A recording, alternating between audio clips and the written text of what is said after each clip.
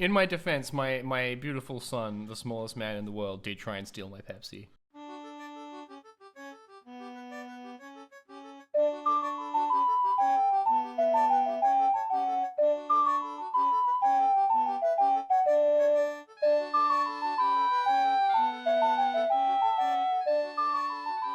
Well, Pepsi sponsored Morbius. That's why the color scheme is like that. Was pink and blue? It's got that red blue, you know, the high contrast colors in all the shots. Ooh, it's a good one today. Welcome everyone. We're in the double digis. We're watching 10 Morbiuses today. Merlin is not home. We're doing it without Merlin for once. It's a Cam and Jack extravaganza. Look, it's fine. We've got some spicy salami. We've got No Will to Live. We've got 10 episodes of Morbius to watch, and every episode is the same one. Oh god, yeah. 10 episodes of Morbius would be something. Yeah, but no. 10 viewings of the one film, Morbius, is nothing.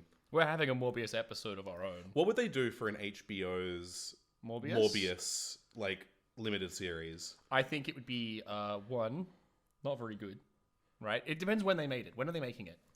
Oh, they're making it at the peak of Game of Thrones' popularity. Ooh, peak of is rough. If they made it at the start, I can see it working out, right?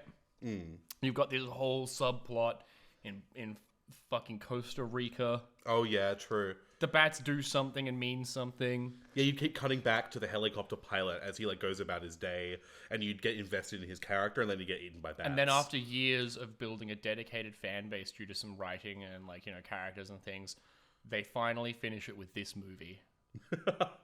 Nobody's happy. Oh my god, this is the end of Evangelion of the fictional Morbius TV show. Oh my god.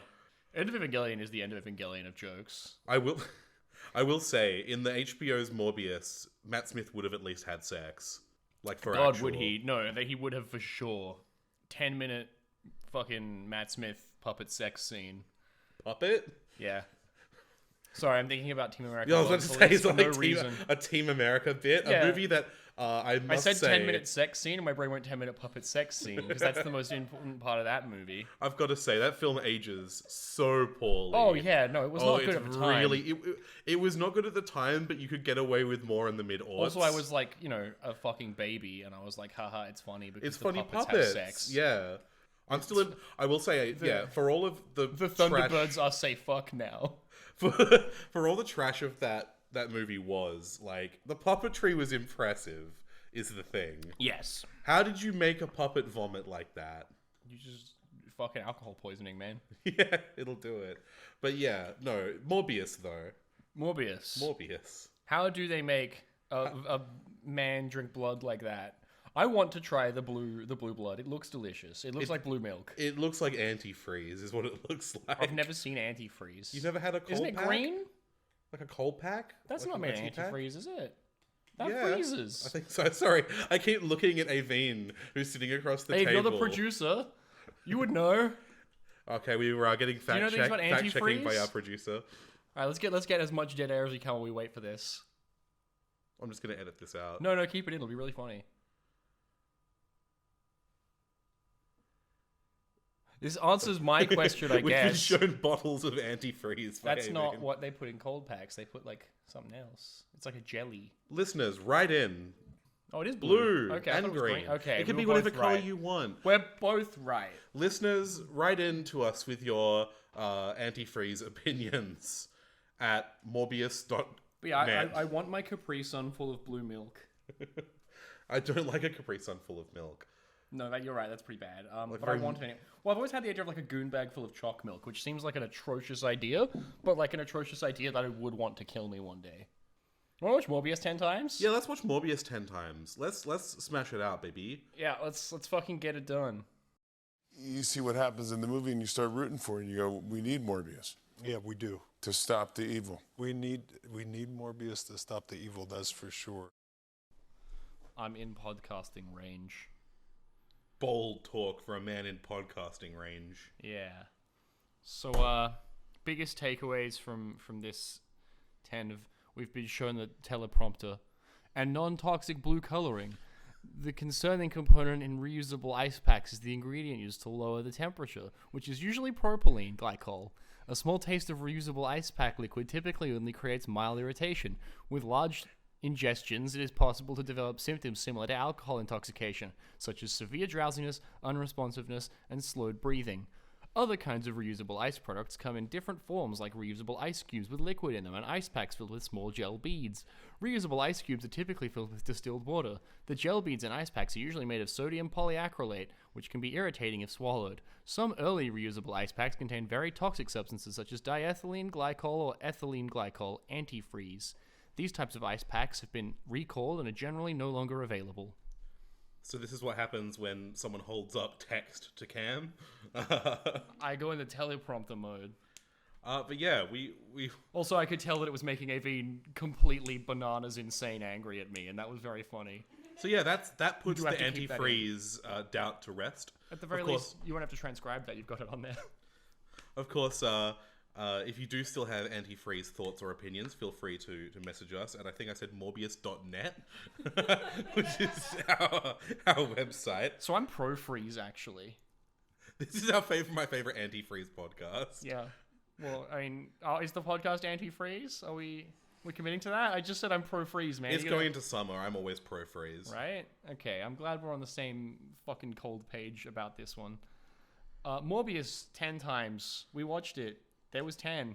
Oh, the television hates having 10 Morbiuses. We finally experienced frame drops. We were probably down to about 15 frames a second on some of those. Yeah, well, the thing is, we went from a 720p screen watching 9 Morbiuses to Geordie, our housemate, bought a 4K screen. The computer can't do that. It can only do 1080, and it shouldn't. It doesn't like it. Getting a computer with no graphics card to render 10,800p of Morbius, bad idea. Yeah, it was chugging a little bit. So we'll be working on a solve for that over the next month.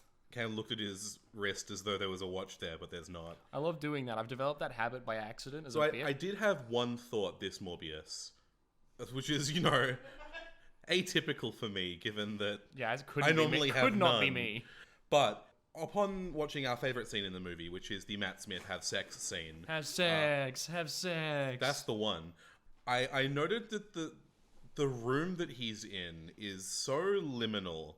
It's a strange sort of neoclassical sort of opulent room. Yeah, never used anywhere else in the movie. And it doesn't seem like it's got much in the way of like function or wardrobe. Like it has doors to other rooms. Yeah, it's one of the several scenes in this movie that looks like it was shot completely out of context of the rest of the movie. But I realized why it struck me as so strange today, finally, and it's because it looks almost exactly like the room at the end of 2001: A Space Odyssey. Oh, you're right. No, it does. Oh my god. Down to the white tiled lights on the ceiling. Holy shit, you are correct. It is the exact same room, and it makes me really wonder what role the monolith has to play in Morbius. Matt Smith didn't actually get upsetty because of the Morbius blood. It's because of the monolith. Yeah, Matt Smith got teleported into that room by some sort of monolith in orbit around Jupiter, and now he will revert to a fetus over time. So I reckon with only basic video editing skills, by basic, I don't have them, and I don't think you have them. No, I could But learn. I think you could replace the monolith in 2001: A Space Odyssey with a blue vat filled with bats. Yeah, okay. The bats do drive the monkeys to kill. The bats did that to them. It was they the morbed bats. out. They morbed out. Oh, what did the fucking chimps in 2001 And when he do goes if into- not morb out with a femur? And when he goes into the monolith, I don't remember if that's in the first or second 2001: A Space Odyssey. Is there it a in the first sequel? one? There is, yeah. Oh. It's wild. Christ. Yeah. At the end, he gets abducted through the light zone. Monolith. Merlin's letting me know, so I'm in teleprompter mode here. Monolith in shot when we first get to New York in scene 3. Oh, it's true. There's the big, tall monolith of a building. Okay, so we got a monolith. What if one of the New York buildings was a monolith all along? I think we should have more than one lith at this point, really. We just stopped at one.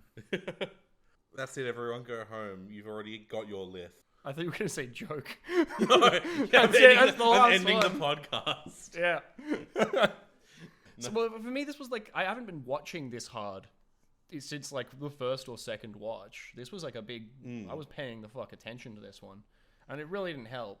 No, given that there's 10 of them. No, yeah, there's too many. We had it just fast enough in canon that if I missed something, I'd go to the next screen to try and catch it, and it would have already happened on that one as well, and I would just miss it 10 times in a fucking row. Amazing. That's what I like to hear. Yeah. No, you really get a sense of structure and organization and coherency when it's just Jack and Cam on the podcast, especially because we are being heckled constantly by two other people in the room who are not on the podcast. Heckled's a strong word. Ave gives us suggestions and then gets upset. And then Merlin is chuckling more than heckling, really. Merlin got here just in time for like the last end. The only thing that like we just missed the sad. That Yeah, Matt the Smith sad, makes when he's pathetic dying. little yelp. The most pathetic sound anyone's ever fucking heard. I will say, 2 episodes ago, I believe, I posited at the end of the podcast that I would have like a big expose, a big reveal. And that is something that I still have in my pocket, but I'm going to save it for an episode where everyone's on and can like... Okay, yeah. So keep tuned for that, because I do have that. I promise I have big Morbius news to share that's going to really blow the lid right off this place. And I'm going to keep teasing it over several days to keep you all coming back for more. Bias. Twice during the movie, Jack said lesbius, and I immediately made a joke about whammon. I think that's the good place to end it. Good night, everyone. Yeah, good night. And good luck.